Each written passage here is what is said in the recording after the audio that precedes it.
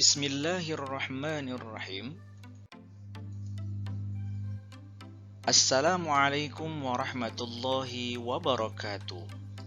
Alhamdulillah, anak-anak, kita berjumpa kembali dengan channel Pena Guru PAI.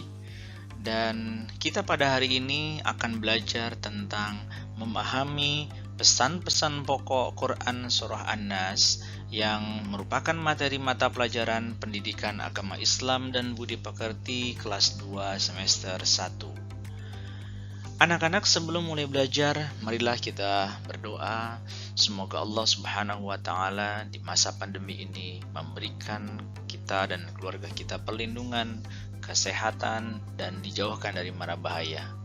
Selain itu, semoga pada hari ini juga kita diberikan kemudahan dalam belajar. Mari angkat kedua tangan kita dan tundukkan kepala kita.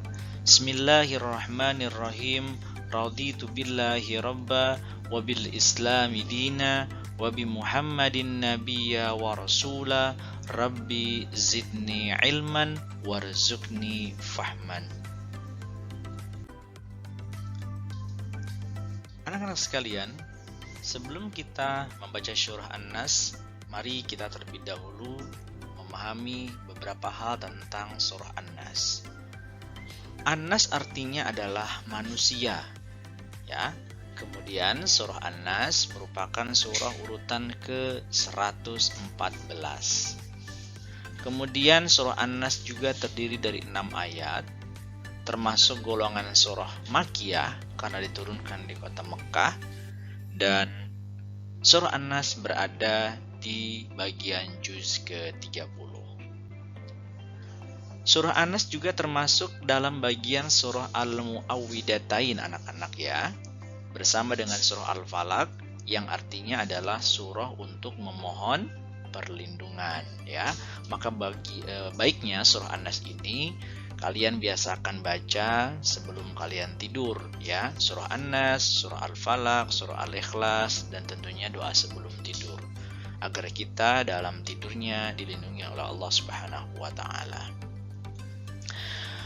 Mari sama-sama kita baca surah An-Nas, ya, sambil kalian perhatikan bagaimana cara membaca surah An-Nas yang benar, bagaimana makhrajnya dan juga panjang pendeknya, ya. A'udzu billahi minasy syaithanir rajim. Bismillahirrahmanirrahim.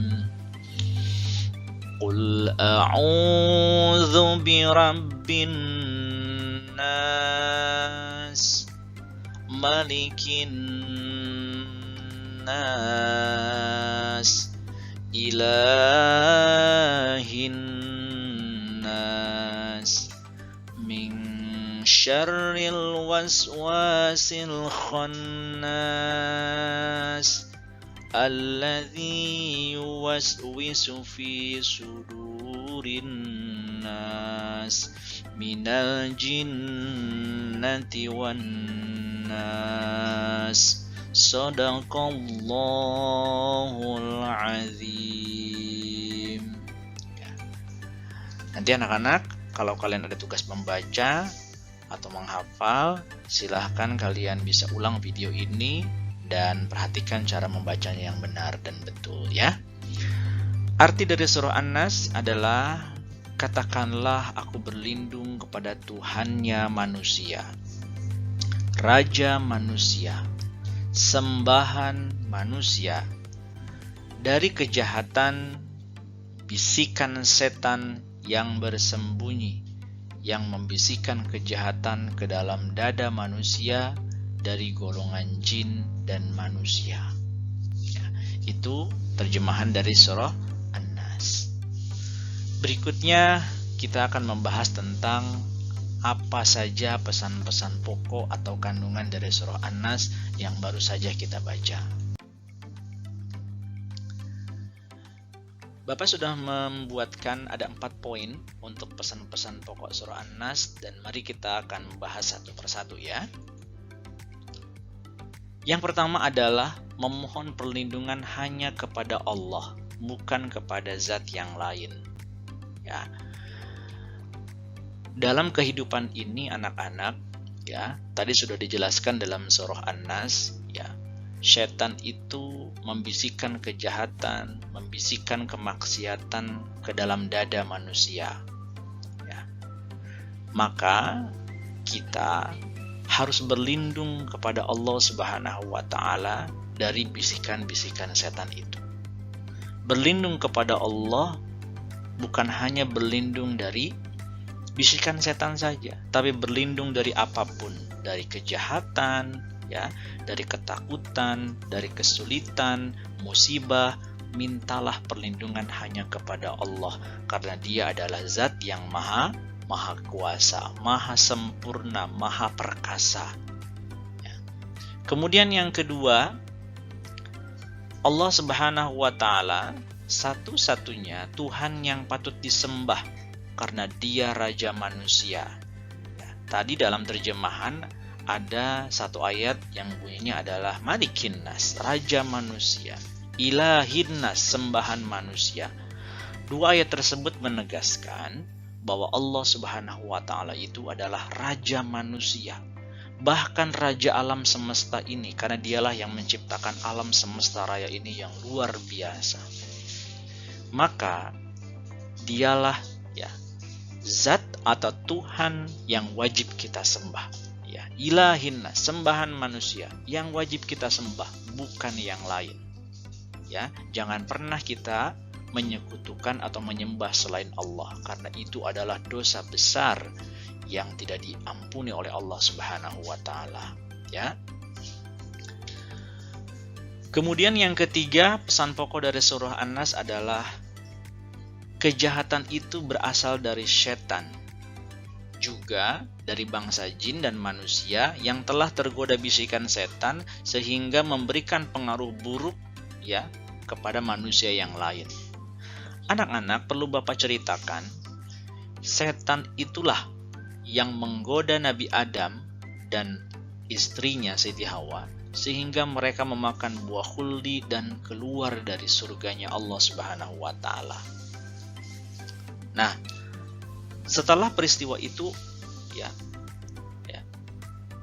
setan sebelumnya dikutuk oleh Allah Subhanahu wa Ta'ala karena tidak mau bersujud kepada Nabi Adam. Nah, setelah dikutuk oleh Allah Subhanahu wa Ta'ala, setan itu memohon kepada Allah untuk menangguhkan kematiannya dan diberikan izin untuk, ya, menggoda Adam dan keturunannya sampai kiamat untuk menemaninya nanti kelak di neraka. Maka anak-anak sekalian, kita harus selalu waspada dalam hidup ini. Ya, setan itu akan menggoda kita selama kita hidup untuk mengajak kepada kita melakukan kejahatan, bermaksiat kepada Allah, menjauhi Allah Subhanahu wa Ta'ala. Ya, dan juga hati-hati dari pengaruh bangsa jin dan manusia yang juga mengajak kepada kejahatan, keburukan, karena mereka itu semua juga sudah tergoda oleh bisikan setan. Yang keempat, pesan pokoknya adalah perbanyak mengingat Allah Subhanahu wa Ta'ala, atau dalam bahasa Arabnya disebut dengan zikrullah, agar terhindar dari bisikan setan. Ya. Tadi di poin 4, kejahatan berasal dari setan. Ya.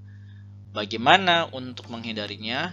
Yaitu dengan zikrullah, memperbanyak zikir kepada Allah. Ya, karena dengan kita melakukan zikrullah, maka kita akan selalu ingat untuk melaksanakan perintah-perintah Allah dan menjauhi larangannya. Melaksanakan salat 5 waktu, kemudian berpuasa di bulan Ramadan, membayar zakat, berbuat kebaikan, tadarus Al-Quran, dengan kita selalu ingat kepada Allah, ya, berzikir, bertasbih, subhanallah, bertahmid, alhamdulillah, Allahu Akbar, la ilaha illallah. Dengan memperbanyak zikir kepada Allah, insya Allah kita akan terhindar dari godaan setan yang selalu mengajak kepada kita untuk berbuat kejahatan, kemaksiatan, dan menjauhi Allah. Ya, semoga kita semua dapat memahami pesan-pesan pokok dalam surah An-Nas dan melaksanakannya dalam kehidupan sehari-hari kita. Demikianlah pembelajaran hari ini anak-anak, semoga dapat dipahami dan membuat kita semakin mengingat Allah, ya, zikrullah, ya, agar kita selamat di dunia dan di akhirat. Mari kita tutup perjumpaan ini dengan membaca doa penutup majelis. Bismillahirrahmanirrahim. Subhanakallahumma wa bihamdika asyhadu an la ilaha illa anta astaghfiruka wa atubu ilaik. Terima kasih telah belajar bersama di channel Pena Guru PA ini. Wassalamualaikum warahmatullahi wabarakatuh.